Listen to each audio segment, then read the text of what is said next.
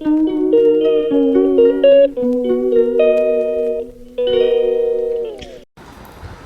friends, welcome to the third day's play review of the second and final test between India and the West Indies at the Arun Jaitley Stadium in Delhi on Sunday. What a fantastic fight back by West Indies, taking the test match into the fourth day. It was a good, brilliant partnership between opener John Campbell, the left-hander, and Shai Hope, who was batting at number 4, not keeping the wickets this test match. The two put on 138 unbroken for the third wicket and ensured that West Indies took the test match into the fourth day, just when many believed that the test match would end in 3 days, just like it did in Ahmedabad, the first test. First things first, West Indies resuming their first innings on Sunday at 140 for 4, batted more than one session and were all out 50 minutes post lunch for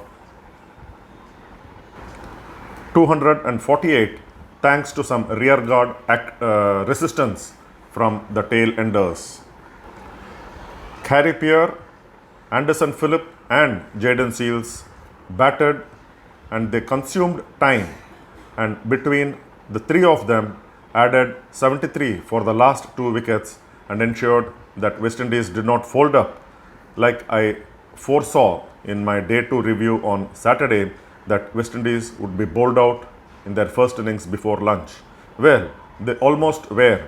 They were 8 down for 217 and survived another almost 50 minutes post lunch before being bowled out for 248, giving India a first innings lead of 217.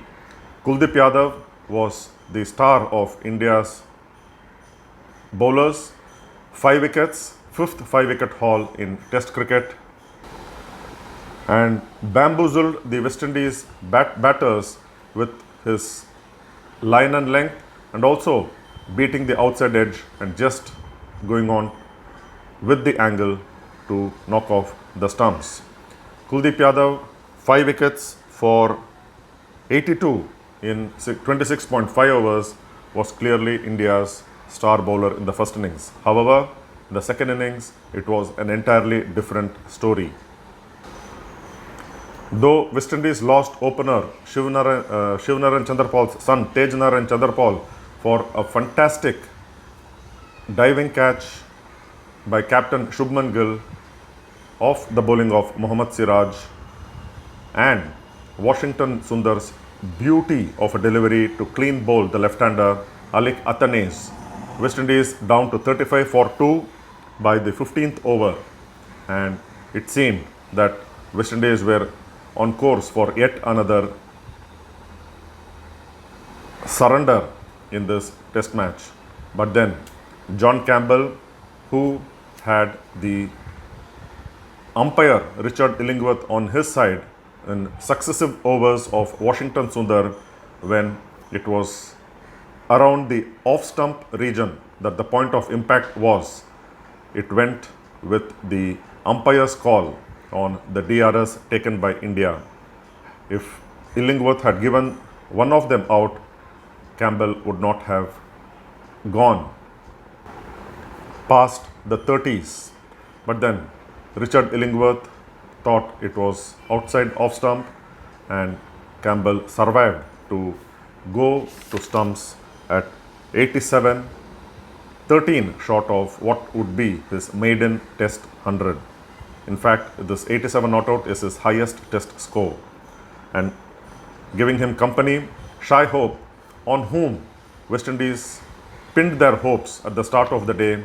However, he is there at the end of the day, but in the West Indies second innings, batting on 65 not out. The two, like I mentioned, shared 138 for the unbroken third wicket. Campbell and Hope made India bowlers work hard for their wickets, and perhaps it was it was perhaps their bowling, their tired legs, and their the West Indies resistance that did not give them any wicket beyond Chanderpaul and Athanas. Credit full marks to John Campbell and Shai Hope, who stayed put, full of concentration, did not make silly mistakes, not playing in the air like they have done in the past in the series, and it was hard work for India bowlers, including Jasprit Bumrah, Ravindra Jadeja, and the first innings 5-wicket hero Kuldeep Yadav. Washington Sundar, I thought, was unlucky not to have been given those leg before wicket by umpire Richard Illingworth, but then that's part and parcel of Test cricket. This is why I say umpire's call should be removed from Test cricket, from DRS. It's out or not out, nothing in between. But then different people have their own views on why umpire's call should stay. 270 runs ahead, perhaps many would have thought India would bat in their second innings, but then I was completely on the same page with the Indian team management when they enforced follow on. 270, quite healthy, and still India can force a victory on the fourth day on Monday, and because their bowlers will be fresh from a good night's rest, and it is a new day, fresh Indian bowlers will be up against the two determined West Indies batsmen, and I still believe India can enforce innings victory in this test match. But then if West Indies fight back and make India bat again, it's full marks to Campbell and Hope.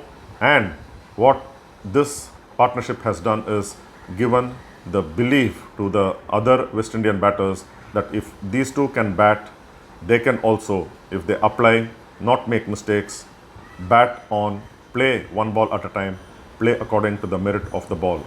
Just defend, put their heads down, bat, and it is not impossible that they can even go on to save this test match. But I still feel it's India's test match to win, and it will be over on Monday, the fourth day. Thank you. See you at the end of the test match. Bye-bye.